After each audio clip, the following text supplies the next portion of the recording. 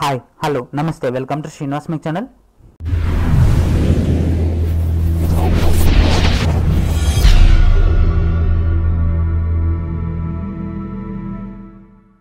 ఈరోజు మనకు TSLPRB conduct చేసినటువంటి ఎస్ఐ ఎగ్జామ్ సంబంధించినటువంటి హైకోర్టు ఉత్తర్వులు ఏంటి, దాంట్లో 6 మార్క్స్ సంబంధించినటువంటి విషయం ఏంటి, అండ్ మనకు వచ్చినటువంటి సెట్ బి క్వశ్చన్ పేపర్ ఏంటి, ఆ సెట్ బి క్వశ్చన్ పేపర్ మన దగ్గర ప్రజెంట్ అయితే అవైలబిలిటీ ఉంది. సో నిజంగా ఆ క్వశ్చన్ సంబంధించినటువంటి డేటా కూడా మనం ఒకసారి చెక్ చేద్దాం. ఆ క్వశ్చన్ పేపర్ని కూడా నేను మీకు ప్రొవైడ్ చేస్తాను. అండ్ మనకు హైకోర్టు ఇచ్చినటువంటి తీర్పు ఏంటిది, దానివల్ల ఈవెంట్స్ పైన ఏమైనా ప్రభావం ఉందా, కొత్త మెరిట్ లిస్ట్ వచ్చే ఛాన్స్ ఉందా, ప్రజెంట్ ఇచ్చినటువంటి మెరిట్ లిస్ట్లో ఉన్నటువంటి క్యాండిడేట్స్కి ఈవెంట్స్ ప్రిపేర్ అవుతున్నారు, ఈ కొత్త వాళ్ళు రావడం వల్ల వాళ్ళకి టైం అనేది తక్కువ అవుతుంది.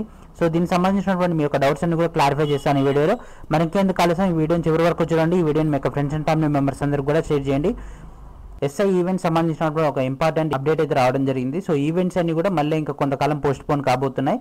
అండ్ ఇప్పటికే ఇచ్చినటువంటి ప్రిలిమినరీకి అంటే ఫస్ట్ ఎస్ఐ ఎగ్జామ్ అనేది ఆగస్ట్ 26వ తారీఖు రోజు మనం కండక్ట్ చేయడం జరిగింది. నెక్స్ట్ డే మనకు ప్రిలిమినరీ కీ ఇవ్వడం జరిగింది. ఇచ్చినటువంటి ప్రిలిమినరీ కీలో కొన్ని ఎర్రర్స్ ఉండడం వల్ల అబ్జెక్షన్స్ పెట్టుకోవడం జరిగింది. అబ్జెక్షన్స్ పెట్టుకున్నా కూడా ఆ యొక్క అబ్జెక్షన్స్ని ప్రాపర్గా ఎగ్జిక్యూట్ చేస్తూ ఫైనల్ కీ అనేది ప్రిపేర్ చేయకపోవడం వల్ల, క్వశ్చన్స్కి మార్క్స్ యాడ్ చేయకపోవడం వల్ల చాలా మంది అభ్యర్థులు మెరిట్ లిస్ట్లో ఛాన్స్ రాలేదు. సో ఆ విధంగా మిస్ అయినటువంటి క్యాండిడేట్స్ అందరూ కూడా హైకోర్టుకి వెళ్ళడం జరిగింది. హైకోర్టులో అభ్యర్థుల తరపు న్యాయవాది దీనికి సంబంధించినటువంటి ఈ 6 క్వశ్చన్స్ ఏంది, ఆ 6 క్వశ్చన్స్లో జరిగినటువంటి అన్యాయం వల్ల అభ్యర్థులు మెరిట్ ఛాన్స్ కోల్పోవడం జరిగింది. కాబట్టి దానికి సంబంధించి మొత్తం కూడా హైకోర్టుకి విన్నవించడం జరిగింది.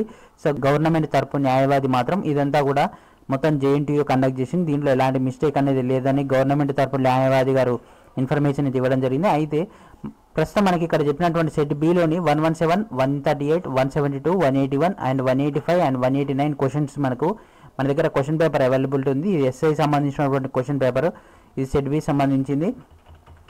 సో దీంట్లో మనకు ఈ క్వశ్చన్స్ అన్ని కూడా మనకి అవైలబిలిటీ ఉన్నాయి, మీరు కూడా చెక్ చేసుకోవచ్చు. ఈ క్వశ్చన్ పేపర్ వచ్చేసి ఈ వీడియో కింద ఉన్నటువంటి డిస్క్రిప్షన్లో డైరెక్ట్గా వీడియో ఒక లింక్ అనేది అప్డేట్ చేస్తాను, మీరు అక్కడికి వెళ్ళి డైరెక్ట్గా ఈ క్వశ్చన్ పేపర్ని డౌన్లోడ్ చేసుకోవచ్చు. సో మనకు 117 క్వశ్చన్ ఇది.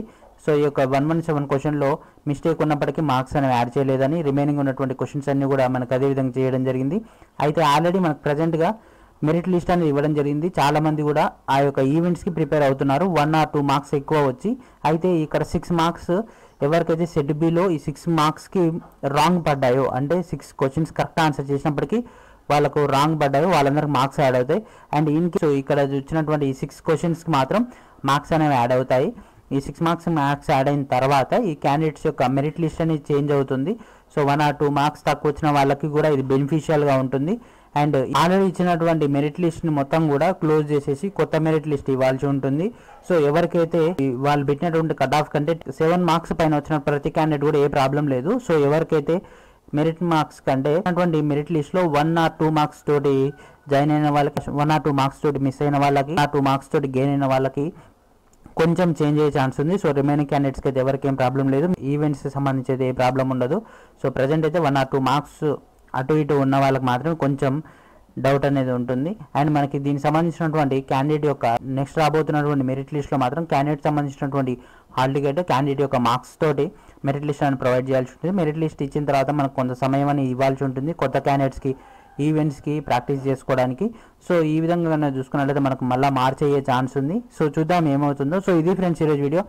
మనకైతే ఎస్ఐ ఎగ్జామ్ సంబంధించినటువంటి అప్డేట్ అయితే రావడం జరిగింది. ఆల్మోస్ట్ ప్రతి క్యాండిడేట్కి అయితే ఈ యొక్క 6 క్వశ్చన్స్ సంబంధించి మనకు చేంజెస్ అయితే జరగబోతున్నాయి.